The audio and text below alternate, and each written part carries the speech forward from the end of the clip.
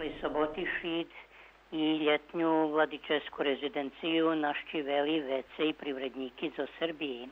Oni su upoznali zos vinariju i pinjvicu, koštovali vino i obišli budinog rezidenciji. Stej na vodi, glumci amaterskog teatra Branislav Nušić vyvedli u ambijentu pinjvici scenski prikaz o poznatih osoboh. Prikazani 6 osobi.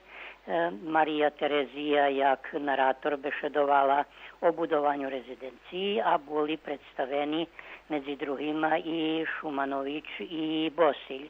Maski i kostimi zrobel Cvetin Aničić.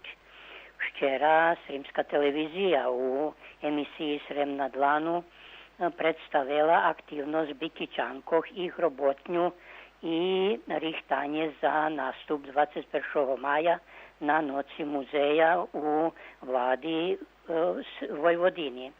Bikićanki ukazali čast porihtanih strašidlog na temu 400 roki od šmerci Šekspira i Cervantesa, ktorí budú prikazani na výstavi u Novim Sadu.